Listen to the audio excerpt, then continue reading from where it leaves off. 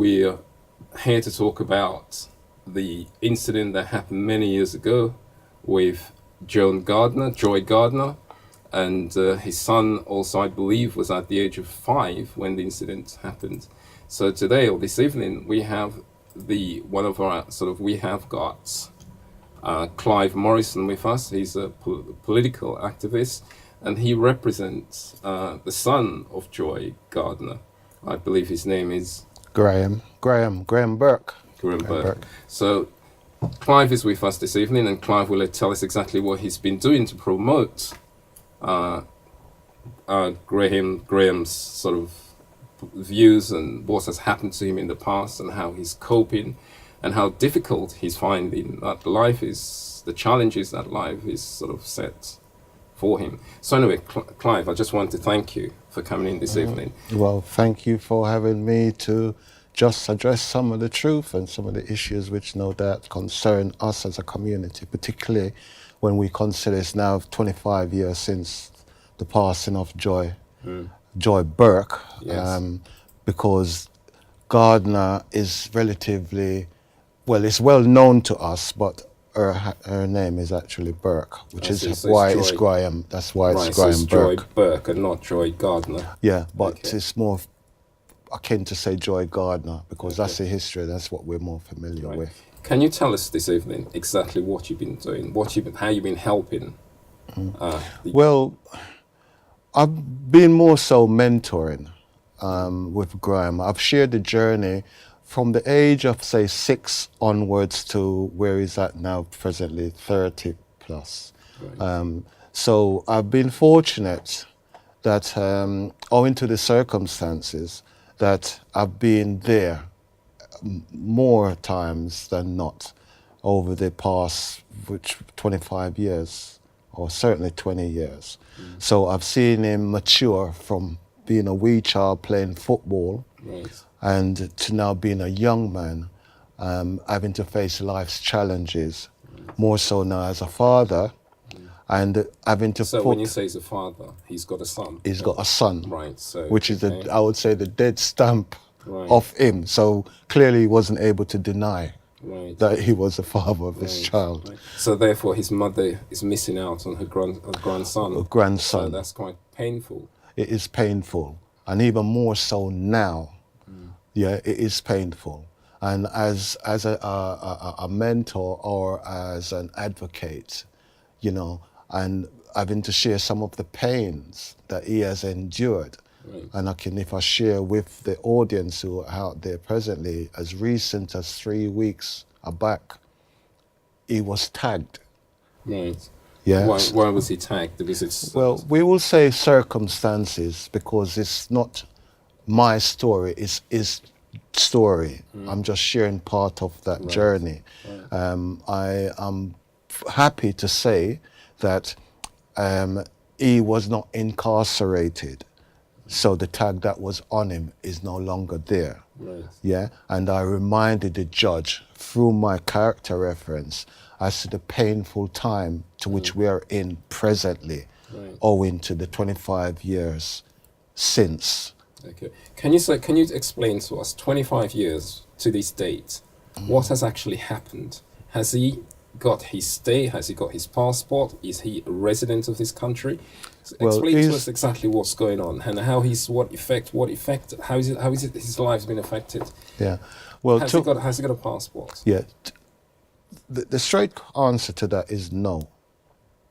And it's not to say he hasn't got the opportunity to get his passport, but I think Graham is very much like myself as as a British citizen. Well, thinking that I was a British citizen, having come here from 1969. Yes. Why should I be paying for something which was my birthright? So Graham has taken a stand to say he's not going to be paying, to get a passport that his mother had died, to enable him to, Can we just go back to when you say his mother died? How did his mother die? Is it part of the Windrush, or is it part of? a part of a deportation order, or what actually happened? Like, I let's believe let the audience know exactly what happened, so we can get I a believe picture as so of what's far as happening to him history today. goes, and I can only go off what I had heard. And personally, I always rather that the family answer these questions Right. because most of it otherwise is hearsay. I wasn't in the court. But as far as I understand, Joy died by the hands of the police whilst efforts were being made to deport her, Right. yeah, or to remove her Right. from this country, So therefore, the police went to her premises to arrest her, to deport her. to deport her. Right. Okay. And at that particular time, Graham was also present. How old was Graham at the time? Graham was then 5 plus. 5 years old. Yeah. So he's had to suffer the consequence of the absence of his mother, and no doubt we don't even know what he saw. Right. So he witnessed He what took witnessed- place. He saw his mother's death. He Yeah. witnessed the brutality. T- He witnessed what actually sort of traumatized him. Traumatized. To what it is today. Yeah, and there were some of the words which I had put to the judge that we don't know the full consequences because institutionally, I know for a fact, had it been, let's say, a European family who had been subjected to that and the child having had that experience, Right. that the support would have been there for the child in Right. order to deal with these things over. Trauma. Yeah. Over So in the other years. words, that after the death of his mother, that he had no help, No psychology help, nothing at all. No. So he had to actually live this whole life on his own, struggling in life without help, without support, without anything from local authority to guide him through life. Through life. So Yeah. therefore, he's finding it extremely difficult to cope with life. Yeah. Well, he has coped. As to how difficult, we don't know because it's all inbuilt. Right. Yeah. All I've done is I've shared the journey to try and to replace in the way of that extended family network, which is common within our culture, to make sure that things has been more meaningful or more as normal as is possible. Right. But no doubt he has feel the pain and the family have suffered the pain. And over the years, as we march, it gets to a point when how much more can you march? How much more can you protest? But he's at a point now where he, aside from the football, to how I recollect, he's turned to music. Yeah, so he's been able to vent some of his anger and frustration in an art form, Right. which is where he's at now. How is the local community? I mean, the black community. What support are we give to this young man so that he can cope with life? And also, what support are we giving him, sort of politically, that he get the support from our political activists like yourself, possibly myself as well, like media, as we're talking about now. And what are we doing as a community, as a black community, to support this young man so that he can get the right help and he can get his stay in this country? Well, I believe that Graham is at an age now where he is equipped in order to deal with the present challenges. Yeah. So there is a lot of us within our community who is not aware what's happened to Graham. Right. Yeah. A lot of the work has been taken on by the mother and the friends and family of the campaign. So it's on his grandmother. His grandmother, Right, rather. okay. Yeah. So over the years, the campaign has joined with other campaign under the auspices of Deaf in Custody. Right. Yeah. But where we are now is how it all relates to the Windrush, given that Joy was born before we from the West Indies, say namely Jamaica, gained our independence. Right. Yeah. So she automatically would have qualified as a British citizen under the old, say, legislation. Yes. Yeah. But in relation to Graham, because the community only last heard of Graham when he was 5, we're now talking 25 years on. Yes. And the concern is, how has he coped? Now, I'm fortunate that I've been part of his journeys, as well as, say, if I don't mind mentioning, Clasford, Berkeley, Stafford, Scott. There are others, yeah, within this immediate community who have been there. But like myself, I could say that I'm probably closer to the whole family, more so than others. But 28th of July each year, it brings back that pain. And we celebrated that at the West Indian Cultural Centre. Right. And that's Western Call, that's in Hornsey. Hornsey. Right. Can I just say, ladies and gentlemen, we have got Clive Morrison with us this evening. We're talking about James Joy Gardner, that died 20 years ago, or 25 years ago, when she was trying to be detained and deported back to Jamaica. However, since then, nothing has happened. And her son has grown up and facing a but he's traumatized and he's going through a difficult time in life. My understanding is that he hasn't got a passport to date. So we got to find out why he hasn't got a passport, why he's not entitled to the same rights as everyone else. So we've got Mr. Clive Morrison with us this evening, and he's a political activist. So we sort of thank you for being with us again. Can I just ask you another question? Since this incident took place, there's the black community within not only London but out of London, etc. What support are we giving to this young man so we can bring this awareness to the Home Office so that we can step up the plate so that he can get the rights that he deserves and also his passport? What can we do, or what do you suggest that we can do to help? Yeah, well, what we can do presently is, in relation to the Windrush scandal, is to address the issues which resulted in the death of Joy.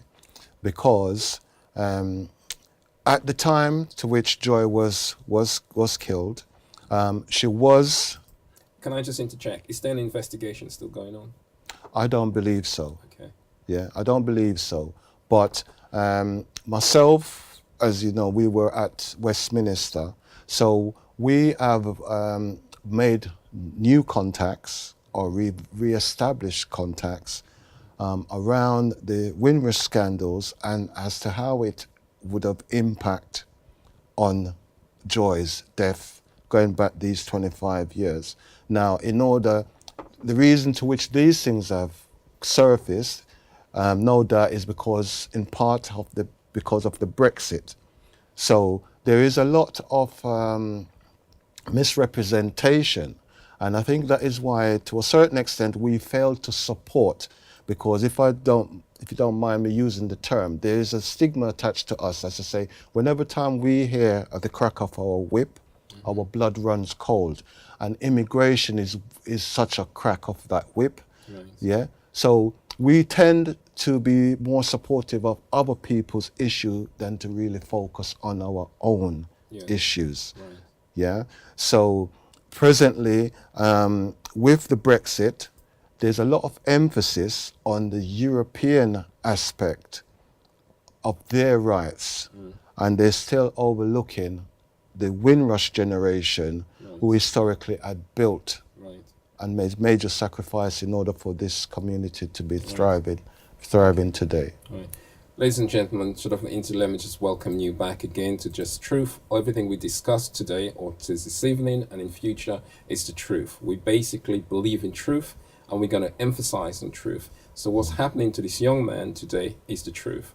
And what we're trying to establish, why is it that this government and past government has done enough to help this gentleman? Why is it that Windrush is going through the phase that we are going through, which is totally unjust and totally wrong? So again, I'm going to remind you again this evening, we have got Mr.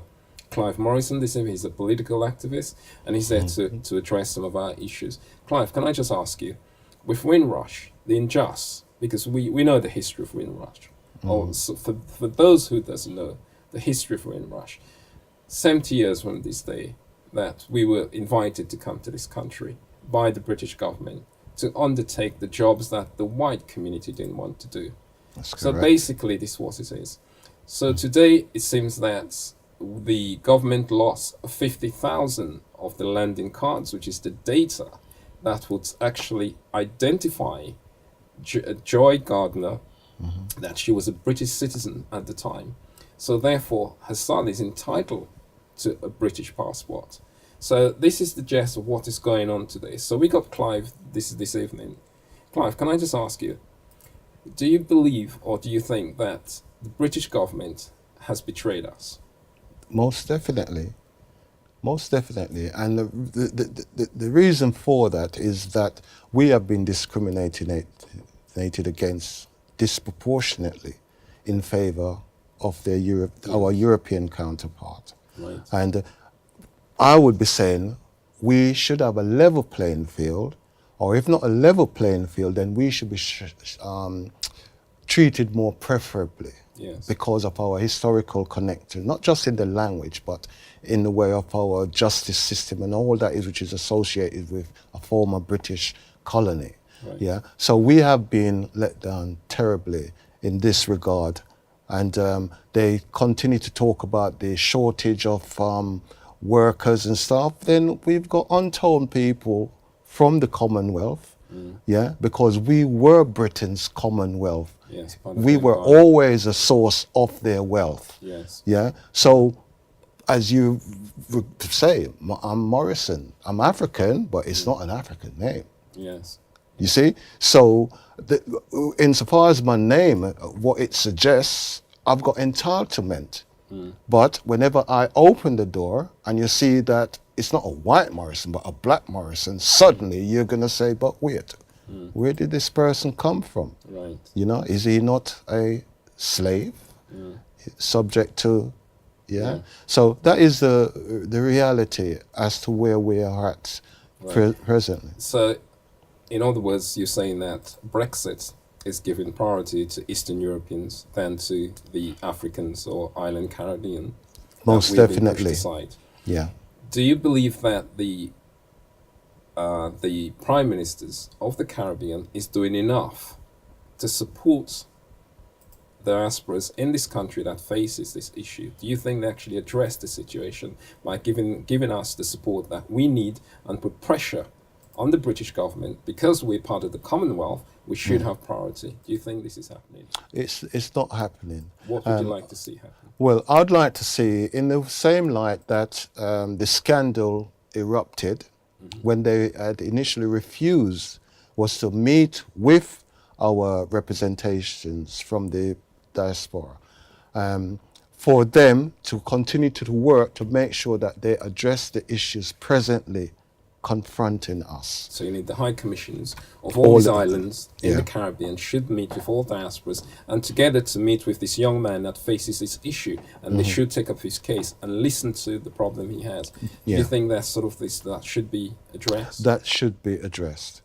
Yeah. Are you going to target the high commissioners every island and say to them, this gentleman need your support? Yeah, it's not just for myself, it's for all of us, because I think this is an issue that connects all of us, particularly like myself. I came here in 1969. I wasn't born here. Yes. And when I consider the extent to which I have had to go through in order to be here sitting today, as you say, I'm a political activist. I've served, my community now, I've been in almost all the parties. And part of the reason for doing so, it doesn't matter which party is in power. They treat us all basically the same. When you say the same, do you care to elaborate on that? The same as second or third class citizen, despite our name brand, because we have slave names. So in other words, are you saying that the political parties, all three of them, including Labour, Lib Dem, Conservative, treat Africans and island Caribbeans in a sort of discriminative sort of way, that we are the underdog? We are there for doing the knocking on doors, doing the leaflets, but we are not pushed to become representative councillors, MPs, etc. Is that what you? Well, I'm saying that they're institutionally racist, as the Lawrence report has flagged up. Yeah, insofar as becoming MPs, councillors, and other representation. Yeah, we get there. But me being an example of a former councillor, a Labour councillor, the tendency was to, you have one term. then you're deselected and they bring somebody else in. Right. Yeah. European counterparts, they'll be there for years and years and years. Now, as you know, when you're first in an environment, unfamiliar environment, it's learning. Thereafter, then when you start finding your way, then you can become more effective. Yes. Now, because we're not in the institutions, it makes it difficult for us to address the issues which forms policies, which then forms law. Right. Yeah. So we need to be representative, covering all the mainstream parties, Right. which again the community knows. Right. So in other words, you're saying that we need to have more black councillors, we need more black MPs. Even though you were a councillor, you alone, I dare say, find it extremely difficult Yeah. to address issues that the black community face. Yeah, because the voting system won't allow you to do so. well, as you mentioned. it's not just that. It's the fact also that I would have to be spreading myself too thinly Right. to cover in all the different committees. Yeah, and each one of these then make decisions. And if I'm absent, or if we then are absent, yeah, then there's no say in the decision which are made. Yeah, so that's where the institutions, they keep a closed shop. Right. It's not an open door; it's a closed door, and we need. But clearly now we have our youngsters, the generations now, they are qualified more so than myself and our predecessors. Right. Yeah, so it's the opportunity to grab the Clive, bull can I by ask you a question?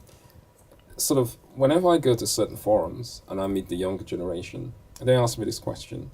And the question, I'll ask this question to you, and probably we're going to close. We only got a few more minutes left. Okay. The question is that they say, when it's voted, the question is, when we vote, and sort of election day, do the black community benefit when they vote? I think our voting is more habit than reasoned. Yeah. I think that our votes are wasted because I don't think we tend to vote for meaningful causes. We just vote because, as an example, our parents had voted this way. Right. Yeah, so we ourselves have created our own institutions within ourselves. Right. And as an example, like myself, my community knows I've been a representative of different parties.